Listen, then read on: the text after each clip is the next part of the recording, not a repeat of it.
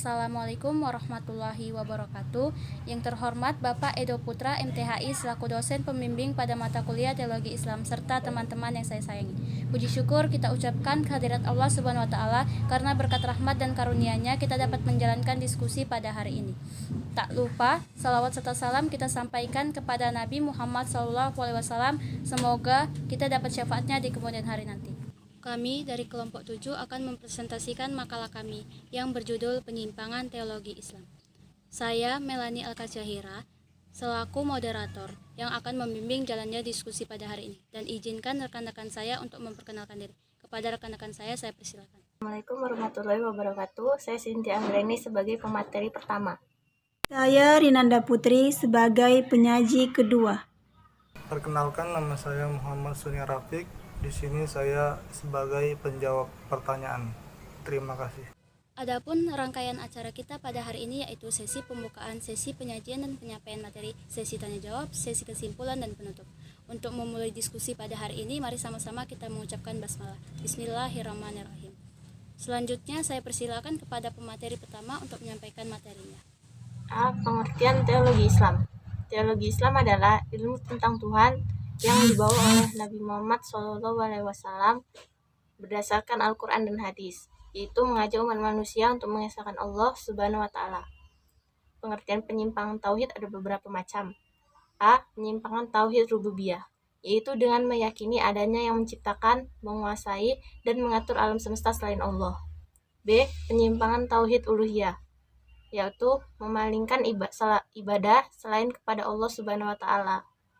C. Penyimpangan asma wa sifat, yaitu tak meyakini bahwa Allah Azza wa Jalla mempunyai sifat-sifat yang sempurna, menyerupai sifat-sifat Allah dengan makhluk lainnya. B. Contoh-contoh penyimpangan teologi Islam. 1. Syirik. Syirik adalah menyekutukan Allah atau mengakui banyak tauhid. Syirik dibagi menjadi dua, yaitu syirik nyata dan syirik tersembunyi. Syirik nyata misalnya apabila orang yang beribadah bukan kepada Allah tetapi pada kekuatan lain, atau melakukan pemujaan dan memberi sajen di tempat-tempat keramat. Sedangkan syirik tersembunyi adalah apabila melakukan sesuatu perbuatan ibadah tapi niatnya dalam hati hanyalah ingin pamer atau ria. Kedua, kafir. Kafir secara bahasa berarti menyembunyikan dan menutupi.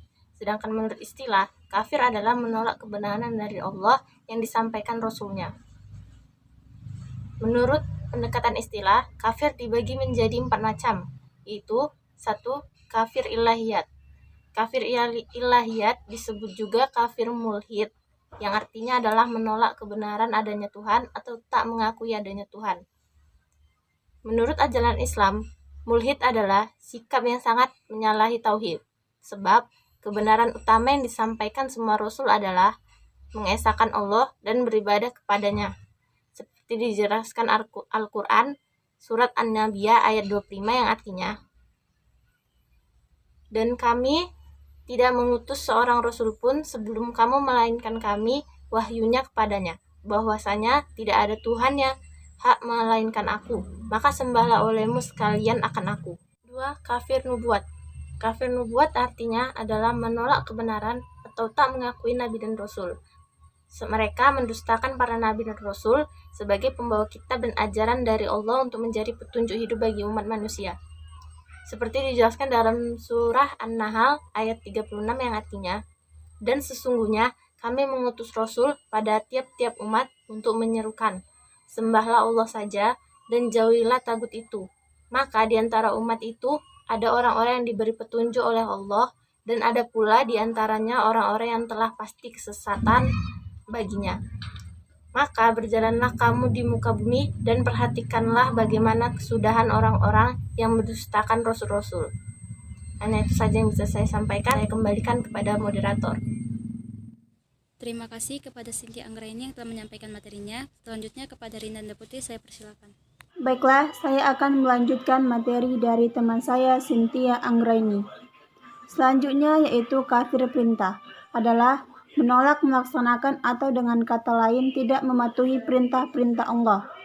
Selanjutnya kafir nikmat adalah sikap menolak bahwa nikmat dan rezeki yang dimilikinya merupakan pemberian Allah, tetapi diyakini mutlak sebagai hasil kerjanya atau hasil kepintarannya.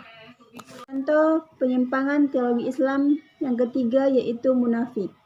Munafik adalah orang yang lahiriahnya menampakkan sesuatu, baik itu ucapan, perbuatan, atau sikap yang sesungguhnya bertentangan dengan apa yang tersembunyi di dalam hatinya. Juga mendefinisikan munafik yaitu orang yang melahirkan keimanan dengan mulutnya, tetapi ingkar dalam hatinya. Atau orang yang lahiriahnya menyatakan dirinya muslim, sedangkan hatinya tidak sesuai lahiriahnya. Orang munafik ini, baik segi moral apalagi dari sudut pandang agama Islam, sangatlah hina, baik di dunia maupun di akhirat. Sebagaimana Allah Subhanahu wa taala berfirman dalam surah An-Nisa ayat 145 yang artinya, sesungguhnya orang-orang yang munafik itu ditempatkan pada tingkatan yang paling bawah dari neraka, dan kamu sekali-kali tidak akan mendapat seorang penolong pun bagi mereka. Yang terakhir yaitu murtad. Murtad adalah istilah yang diberikan untuk menyebut orang yang keluar dari Islam.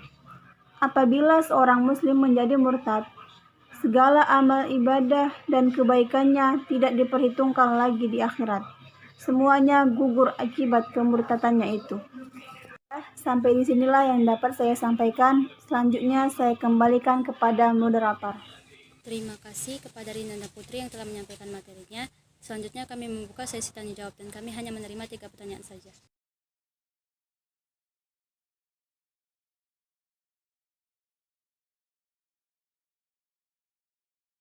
Baiklah, terima kasih untuk yang sudah bertanya. Pertanyaan-pertanyaan tersebut akan dijawab oleh rekan saya. Kepada Muhammad Sunia Arafik, saya persilakan. Baiklah, saya akan menjawab pertanyaan dari saudara Ahmad Syafaan yang pertanyaannya, apabila seorang muslim menjadi murtad, segala amal ibadah dan kebaikannya di dunia tidak diperhitungkan lagi di akhirat. Semuanya gugur akibat kemurtadannya itu. Nah, yang pertanyaannya, kalau mualaf apakah segala perbuatannya sebelum menjadi muslim dihapuskan juga? Di sini saya akan menjawabnya, yaitu ketika seseorang yang bermualaf itu dosa-dosanya akan diampunkan dan seperti menjadi bayi yang baru lahir, tidak berdosa. Dan apabila seseorang masuk Islam, kemudian Islamnya menjadi baik, niscaya Allah akan menghapus segala kejahatan yang telah ia lakukan. Setelah itu, ia akan diberikan balasan, setiap kebaikannya akan dibalas Allah 10-700 kali, sedangkan kejahatannya dibalas hanya setimpal kejahatannya itu, kecuali jika Allah memaafkannya. Terima kasih. Kemudian saya akan menjawab pertanyaan dari saudari Oni Hijri yang pertanyaannya, apa saja sifat-sifat Allah? Sifat Allah ada 3, yaitu sifat wajib bagi Allah, sifat mustahil bagi Allah, dan sifat jaiz bagi Allah.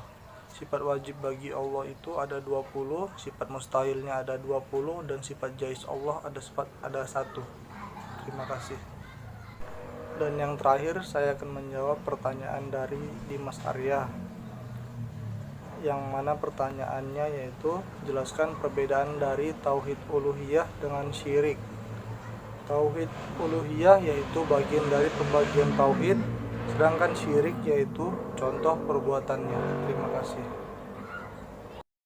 Baiklah, terima kasih untuk teman-teman yang sudah bertanya dan rekan saya yang sudah menjawab pertanyaannya. Selanjutnya kita masuk ke sesi kesimpulan. Kesimpulan dari diskusi kali ini yaitu penyimpangan tauhid terbagi menjadi 3. Yang pertama, penyimpangan tauhid rububiyah, yaitu meyakini adanya yang menciptakan, menguasai, dan mengatur alam semesta ini selain Allah Subhanahu wa taala.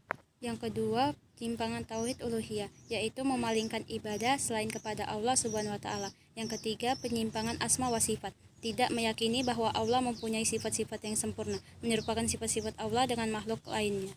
Demikian presentasi dari kelompok kami. Lebih dan kurang saya mohon maaf. Saya akhiri, wabillahi taufiq wal hidayah. Wassalamualaikum warahmatullahi wabarakatuh.